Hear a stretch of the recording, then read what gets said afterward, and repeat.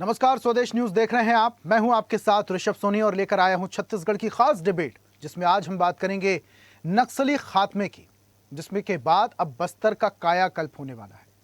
केंद्रीय गृह मंत्री अमित शाह ने बस्तर के विकास को लेकर अब बड़ा ऐलान कर दिया है। अपने बस्तर प्रवास के दौरान अमित शाह ने कहा कि बस्तर को पिछले 50 सालों में जो नुकसान हुआ है उसकी भरपाई अगले 3 से 4 साल में कर दी जाएगी। अब बस्तर के विकास को लेकर यह केंद्र सरकार का बड़ा ऐलान माना जा रहा है। इसे नक्सली खात्मे के साथ ही अब बस्तर के कायाकल्प का संकल्प भी कहा जा सकता है। इस बीच बस्तर में मध्य क्षेत्रीय विकास परिषद की बैठक आयोजित कर पूरे देश दुनिया को यह संदेश देने की कोशिश की गई कि नक्सलवाद का खात्मा केवल ऐलान नहीं बल्कि जमीन पर हकीकत भी है।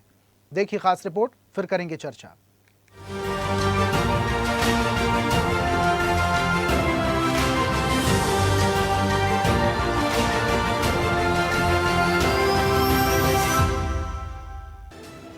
छत्तीसगढ़ का बस्तर अब बंदूक और बारूद की पहचान से बाहर निकलकर विकास, विश्वास और बदलाव की नई कहानी लिखने की ओर बढ़ रहा है।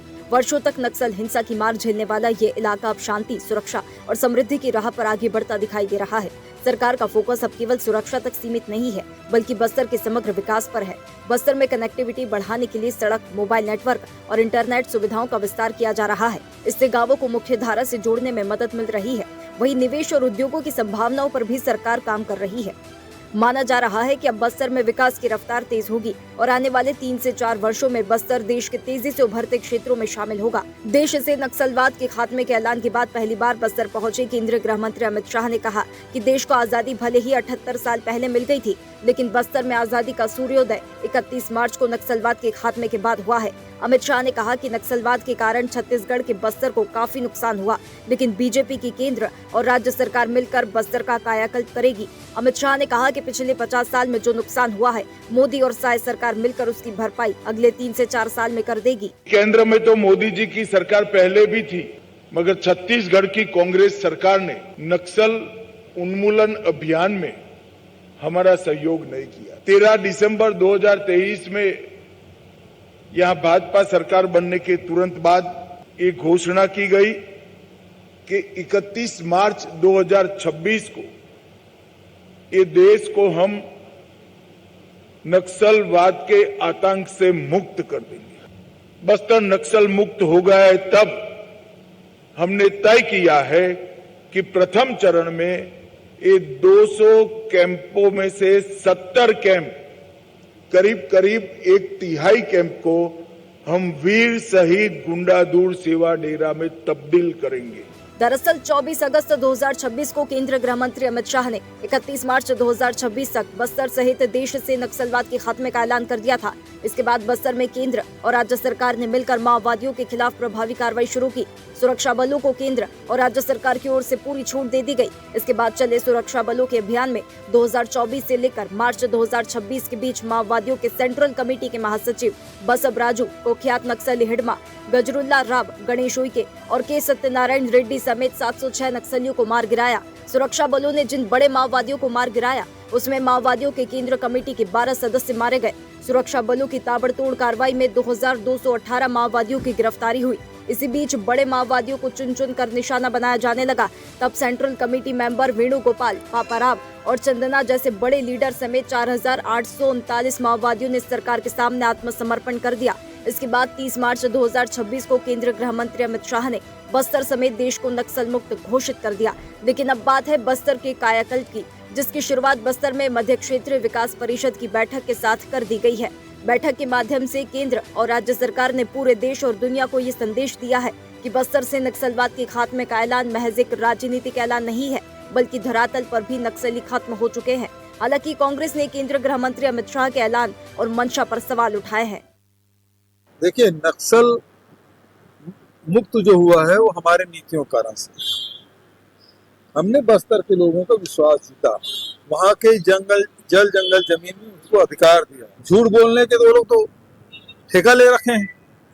अमित शाह यहाँ झूठ बोल रहे हैं, माफी मांग ले बस्तर के लोगों से अमित शाह जी, हाँ मैंने झूठ बोला था। इन 50 सालों में 15 साल भारतीय जनता पार्टी की सरकार थी और अभी भी भारतीय जनता पार्टी की सरकार 2.5 साल हो गए।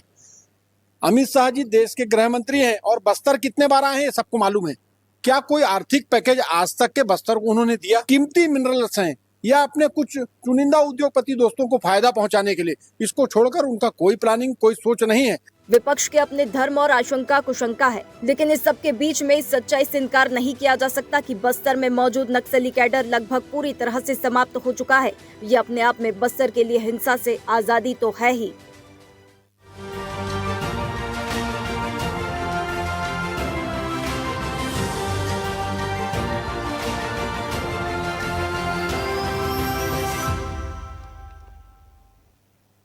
तो छत्तीसगढ़ से नक्सलवाद का खात्मा हुआ। एक डेडलाइन तय की गई थी केंद्रीय गृह मंत्री अमित शाह द्वारा, मार्च 2026, और उसके बाद लाल आतंक लगातार सिकुड़ता चला गया और आखिर में खत्म हो गया। लेकिन इसके बाद सियासी बयानबाजी शुरू हुई। विपक्ष का कहना है कि ये जो नक्सलवाद खत्म हुआ है यह हमारी देन है, इसमें हमने काम किया था, और श्रेय लेने की होड़ भी एक बार हो गई। लेकिन अब केंद्रीय गृह मंत्री अमित शाह जब पहुंचे तो बस्तर के विकास को लेकर उन्होंने बात की। इसी पर सियासी बयानबाजी इस बार हो रही है, इस पर हम चर्चा भी करेंगे। हमारे साथ कुछ मेहमान हैं, बीजेपी से पूर्व विधायक हैं श्री चंद्र सुंदरानी जी। सुंदरानी साहब, बहुत स्वागत आपका। और इसी के साथ कांग्रेस का पक्ष रखने के लिए पूर्व महापौर प्रमोद दुबे हमारे साथ हैं। प्रमोद जी, आपका भी बहुत स्वागत करता हूं। और Chhattisgarh state head doctor Sanjay Shekhar भी हमारे साथ जुड़े हैं। संजय जी, आपका भी बहुत स्वागत। और इस चर्चा की शुरुआत सुंदरानी साहब आपसे ही करते हैं। नक्सलवाद एक ऐसा मुद्दा है जो अक्सर राजनीतिक बयानबाजी के केंद्र में रहा है। अब शाह पहुंचे 3 दिवसीय दौरे पर, मध्य क्षेत्रीय परिषद की बैठक संपन्न हुई, लेकिन इस दौरान उन्होंने कई सारी बड़ी बातें कही। बड़ी बातों में से एक बात यह थी कि बस्तर के आदिवासियों तक सरकारी हर जरूरत पहुंचेगी, हर मदद पहुंचेगी। इसके लिए हम पूरी कोशिश करेंगे कि वहां के आदिवासियों को रायपुर चलकर आना ना पड़े, सरकार उनके दरवाजे तक पहुंचेगी। बस्तर में अब विकास सही तरीके से पहुंचेगा नक्सलवाद खात्मे के बाद। लेकिन भूपेश बघेल को भी आपने सुना, वो कह रहे हैं कि जो नक्सलवाद खात्मे की शुरुआत हमने की थी, बस्तर के लोगों का दिल जीता, और उसके बाद नक्सलवाद खात्मे की शुरुआत हमने की, तो अब श्रेय लेने की होड़ फिर से दिख रही है। देखिए, बस्तर में नक्सलवाद के समाप्ति के अगर प्रयास किए तो डॉक्टर रमन सिंह जी की सरकार ने, सरगुजा में सबसे पहले नक्सलवाद का समाप्ति अगर हुआ तो डॉक्टर रमन सिंह जी की सरकार में हुआ। बस्तर में 2022 तक का टारगेट डॉक्टर रमन सिंह जी ने केंद्र सरकार के सहयोग से तय किया था। दुर्भाग्य से 2018 में छत्तीसगढ़ में सरकार बदल गई, भूपेश बघेल की सरकार आ गई। भूपेश बघेल जी और कांग्रेस पार्टी ने जो नक्सलवाद का दंश भोगा था, उसके बाद भी नक्सलियों के प्रति हमेशा उनका नरम रुख रहा। वो झीरम घाटी के घटना के सबूत लेके जेल में घूमते रहे, लेकिन उन्होंने 5 साल मुख्यमंत्री रहते हुए कार्रवाई नहीं की। आज नक्सलवाद अगर समाप्त हुआ तो कहीं न कहीं अमित शाह जी की दृढ़ इच्छा के कारण 2-2, 3-3 दिन छत्तीसगढ़ आके रुकना, महीने, 2 महीने, 3 महीने में एक बार आना, छत्तीसगढ़ में रुकना, छत्तीसगढ़ के नक्सलवाद को खत्म करने की दिशा में उन्होंने जो डेडलाइन तय की उससे पहले ही नक्सलवाद का समाप्ति किया। नक्सलियों को आत्मसमर्पण करने के लिए मजबूर किया। जो नक्सली आत्मसमर्पण नहीं किए वो गोली का शिकार हुए। कुछ नक्सली जेलों में भी बंद है। लेकिन आज अगर बस्तर में नक्सलवाद समाप्ति के बाद अमित शाह जी 2 दिन आके बस्तर में रहते हैं, अनेक कार्यक्रमों में शामिल होते हैं, और उन्होंने कहा है कि 50 साल जो नुकसान बस्तर ने भोगा है, उस 50 साल को 5 साल के अंदर हम पूरा करेंगे। आज कांग्रेस पार्टी इसलिए विचलित है, वो श्रेय लेना चाहती है, लेकिन छत्तीसगढ़ की जनता जानती है कि विष्णुदेव साय जी की सरकार और केंद्र की मोदी जी की सरकार और गृह मंत्री अमित शाह जी के प्रयासों से छत्तीसगढ़ में नक्सलवाद समाप्त हुआ, और भारतीय जनता पार्टी की सरकार बस्तर को हरा भरा चमन बनाएगी।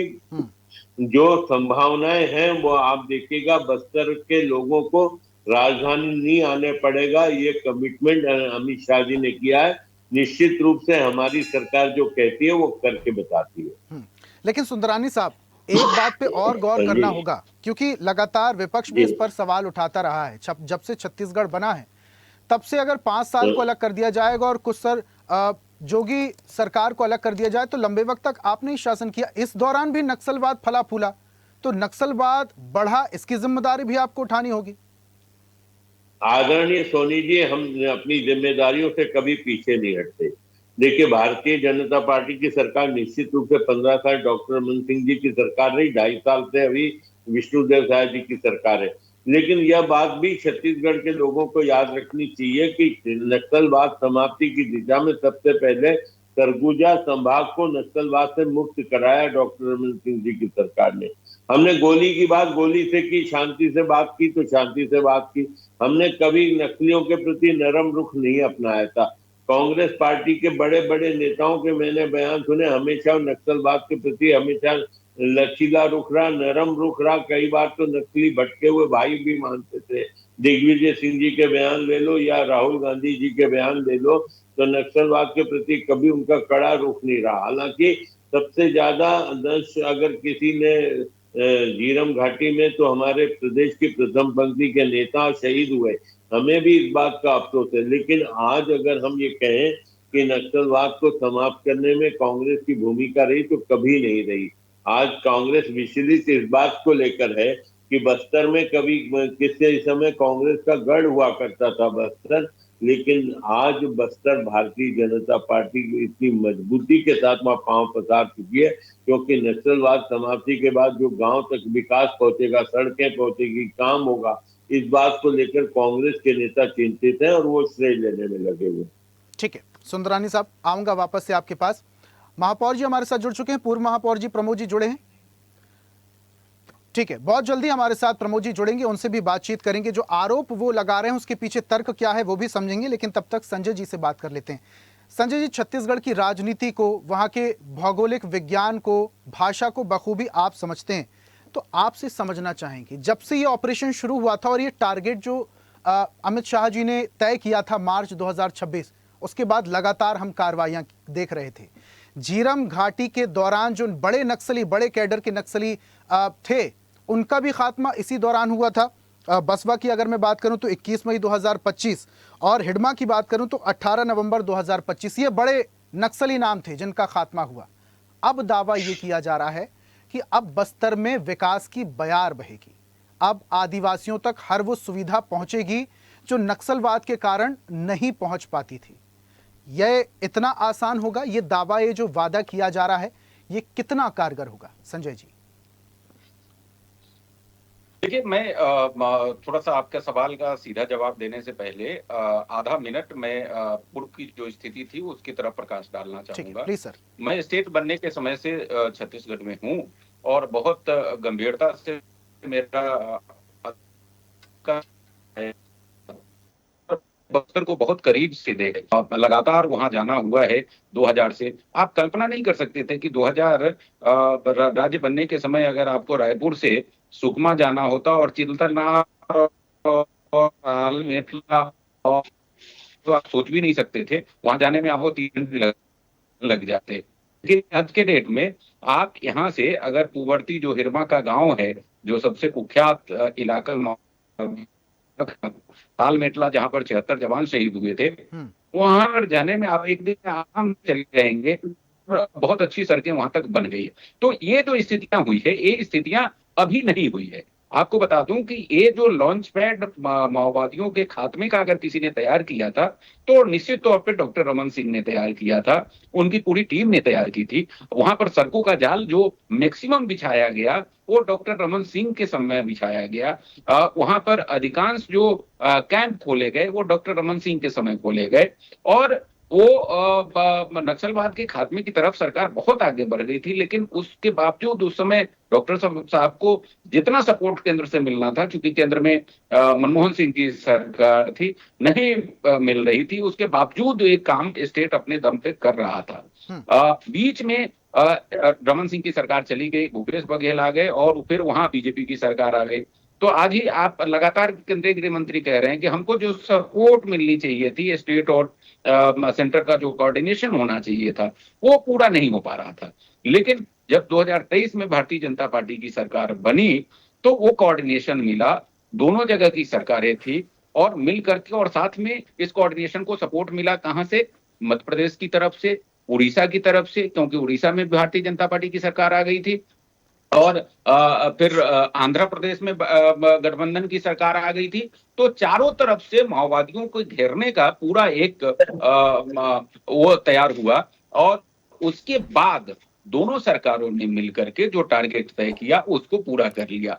तो निश्चित तौर पर इसकी भूमिका डॉक्टर रमन सिंह ने रखी थी, इस बात से इनकार नहीं किया जा सकता। और मौजूदा सरकार, विष्णुदेव साय जी की सरकार ने और अमित शाह और केंद्र सरकार की जोड़ी ने पूरी ताकत लगा करके एक डेडलाइन दे करके और पूरे मनोबल के साथ, पूरे साजो सामान के साथ, पूरे असलहे के साथ फोर्स को मनोबल दिया और उस मनोबल के बल पे फोर्स ने नक्सलवाद का खात्मा, मैं बिल्कुल कहूंगा, कई लोग इसे इत्तेफाक नहीं रखते हैं, लेकिन चूंकि तमाम बड़े कैडर खत्म हो गए हैं, जो सेंट्रल कमेटी के मेंबर्स थे 21 में केवल एक बाहर है, 20 या तो न्यूट्रलाइज कर दिए गए या आत्मसमर्पण कर दिया, तो केवल एक बचा हुआ है। उससे भी मेरी जानकारी में बातचीत चल रही है, वो भी आने वाले दिनों में आत्मसमर्पण कर देगा।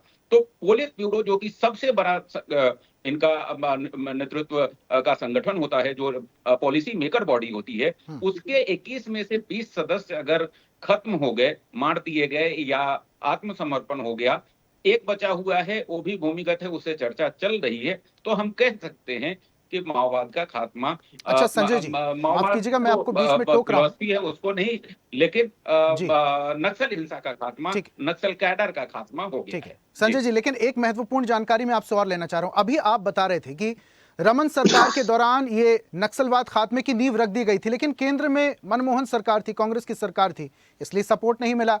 और उसके बाद सत्ता बदली, भूपेश सरकार प्रदेश में आई और केंद्र में बीजेपी की सरकार बन गई, तब भी यही आरोप भूपेश बघेल लगाते रहे कि हमें केंद्र से सहयोग नहीं मिलता।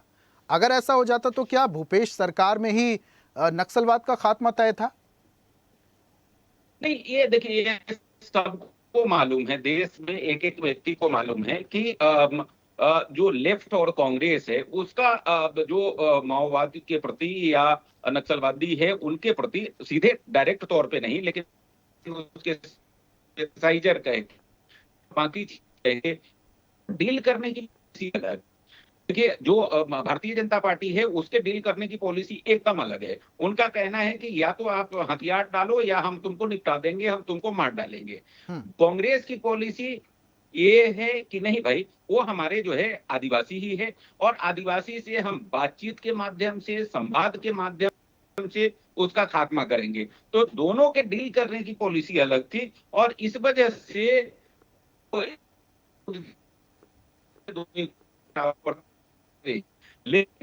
ठीक है संजय जी, कुछ नेटवर्क का इशू है, शायद आपकी आवाज ब्रेक हो रही है। मैं जल्दी आऊंगा अगर समय बचता है। प्रमोद जी हमारे साथ जुड़ चुके हैं। प्रमोद जी, थोड़ा देरी से आप जुड़े और पूर्व विधायक हमारे साथ सुंदरानी जी जुड़े हुए हैं।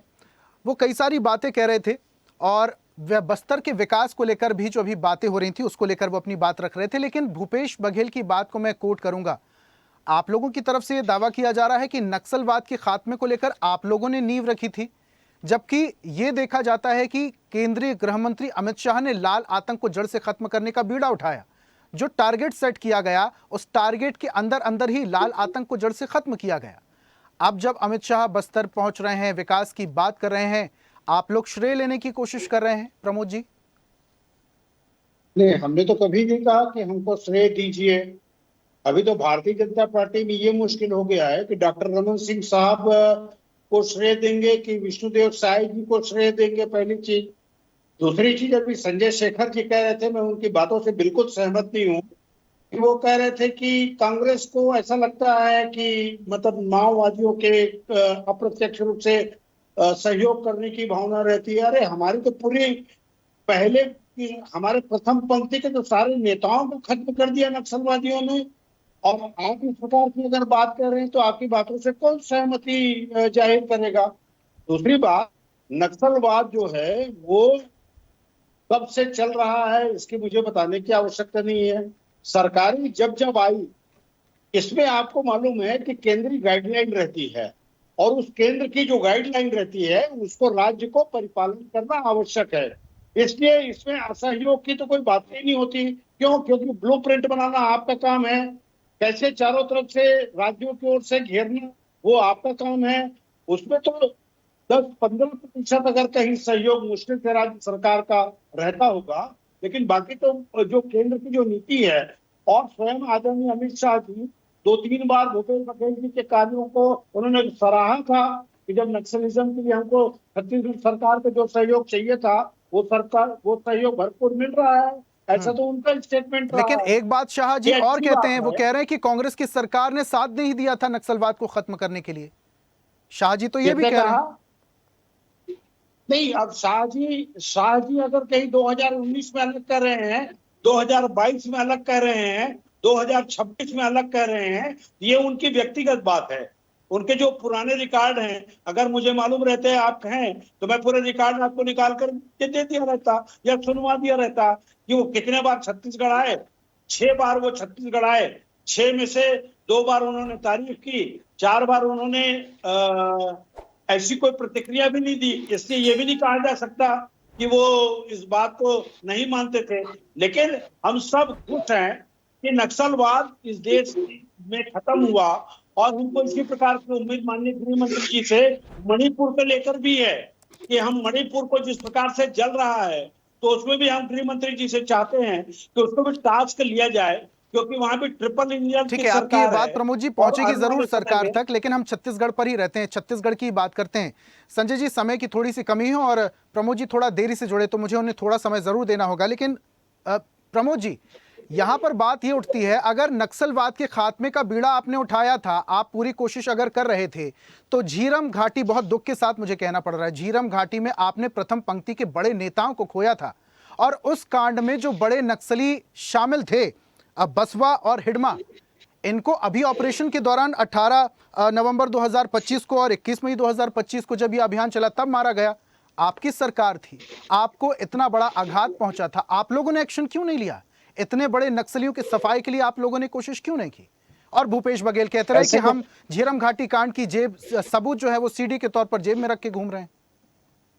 नहीं, ऐसे कैसे सोच लिया आपने कि हमने एक्शन नहीं लिया? वो जो हिडमा के जहां गांव है, उससे 3 किलोमीटर दूर में ही बेस कैंप बनाया गया।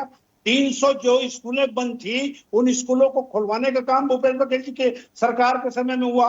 हमने पीछे ढकेला। मैं नक्सलवाद के खात्मे की बात कर रहा हूं आदरणीय प्रमोद जी। किया है। आपने कैंप बनाए, जो भी किया वो बिल्कुल ठीक है, लेकिन मैं बात कर रहा हूं कि जब आपने अपने प्रथम पंक्ति के नेताओं को खोया था और नक्सलियों की वजह से खोया था, तो आपकी जिम्मेदारी नहीं बनती थी कि उन नक्सलियों का सफाया किया जाए? नहीं, नक्सलियों का सफाया राज्य सरकार कैसे करती? ब्लूप्रिंट तो केंद्र सरकार रहती है। आप मुझसे ऐसे कैसे प्रश्न पूछ रहे हैं? अभी जब आप क्रेडिट अमित फिर शाह वही को बात दे आ रहे गई हैं, प्रमोद जी, तो आप स्वयं अपने फिर वही को बात, क्या स्पष्ट आप ये कह रहे हैं कि केंद्र सरकार से सहयोग नहीं मिल रहा था, आपके प्रदेश में कांग्रेस की सरकार थी इसलिए भेदभाव हो रहा था, आप ये कह रहे हैं? नहीं, आपने इस बात को कैसे कहा कि जो नक्सलवाद को हमने खत्म नहीं किया? अरे भाई, जब आप कह रहे हैं कि केंद्र की सरकार के सामंजस्य से तीनों राज्यों की सीमाओं को मिलाकर के इसको खत्म किया जा सकता है, ये आपके ही नेता तो आप कहते थे मुझे प्रमोद जी particular कि राज्य के केंद्र बारे सरकार में से हमें सहयोग नहीं मिलता। बता ये रहे मैं नहीं कह रहा हूं, ये आपके नेताओं के बयान है। आखिरी कमेंट अरे संजय भाई, जी, ये तो संजय जी आखिरी कमेंट। सोनी जी, प्रमोद जी ने एक टिप्पणी की, प्रमोद जी ने कि मैंने कहा कि कांग्रेस उसका सपोर्ट करती है। देखिए, कांग्रेस सपोर्ट जैसा मैंने बात नहीं कहा, मैंने ये कहा कि कांग्रेस को डील करने की एक अलग तरीका है। वो कहती है कि हमारे लोग हैं, जल जंगल जमीन की बात करते हैं, और इनसे सीधे हथियार से लड़ने के बजाय इनसे डायलॉग नहीं, करके हमने तो बातचीत की जाए आदिवासियों के बारे और में कहा सीधे। ना संजय जी। ठीक है, अब समय मुझे आगे बढ़ने की इजाजत नहीं देता है। हालांकि शाह के दौरे के बाद बस्तर में कितना विकास पहुंचेगा ये देखेंगे। आप सभी मेहमानों का हमारे साथ जुड़ने के लिए, चर्चा में शामिल होने के लिए बहुत बहुत धन्यवाद। तो आज हम बात कर रहे थे नक्सली खात्मे के बाद बस्तर में पहुंच रहे विकास की। शाह ने दावा किया है कि अब बस्तर में विकास पहुंचेगा, गांव गांव आदिवासी के घर तक विकास पहुंचेगा, एक गाय और एक भैंस हर आदिवासी परिवार को दी जाएगी। लेकिन विपक्ष कह रहा है कि ये जो नक्सल खात्मा हुआ है इसका बीड़ा तो हमने उठाया था, श्रेय हमें मिलना चाहिए। अब श्रेय की जुबानी लड़ाई शुरू हो चुकी है। लेकिन बस्तर तक क्या वाकई विकास पहुंचने वाला है, ये आने वाला वक्त बताएगा और ये जनता तय करेगी। खास पेशकश में फिलहाल इतना ही। देखते रहिए स्वदेश न्यूज, सबसे पहले देश। और ऐसी ही ताजा खबरों के लिए लाइक, फॉलो और यूट्यूब पर सब्सक्राइब कर बेल आइकन जरूर दबाइए। और हर अपडेट के लिए विजिट कीजिए स्वदेशलाइव.com।